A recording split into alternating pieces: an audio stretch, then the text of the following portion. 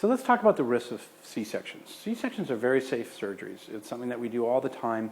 It's the kind of surgery, honestly, we can do at 3 in the morning, half asleep, and you'll be fine. Now, obviously, it's not the way you want it to be, but C-sections are very safe.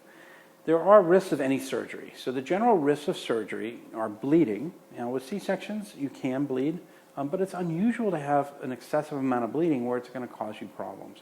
If you do, you might need a blood transfusion, but again, that's very rare.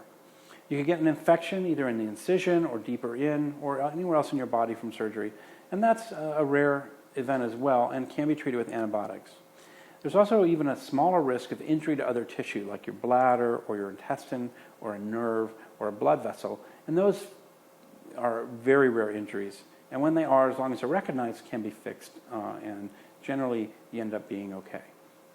And then there's the risks of anesthesia, which also are extremely small. So in general, the risks of C-section are very small.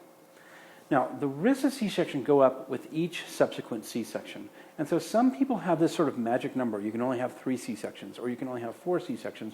Well, that's not really true. You can have as many C-sections as you want, but you have to understand that there's a little more risk with each one. That risk still remains small, but it slowly goes up. And the biggest thing that we worry about with people that have had multiple C-sections are scar tissue and something called placenta accreta. Scar tissue is the fact that every time you have surgery, you make scar, not just on your skin, but even deep down in those tissues. And the scarring can obscure the anatomy so that things aren't always where they're supposed to be, and that increases the risk of injury to other tissue. Generally speaking, though, we can deal with the scar tissue by taking our time and taking the scar tissue down and still perform your C-section safely.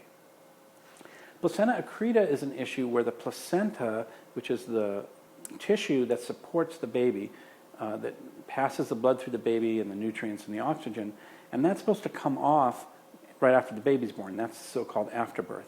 Very rarely that can actually grow into the uterus itself and become intimately involved in the uterus so that tissues don't slough off like they're supposed to immediately after delivery.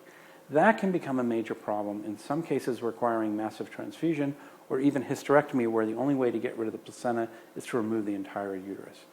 Fortunately, that is a very rare complication, but that complication does increase with each subsequent C-section, and that's really mostly what we worry about when we have people that have had 5 or 6 previous C-sections.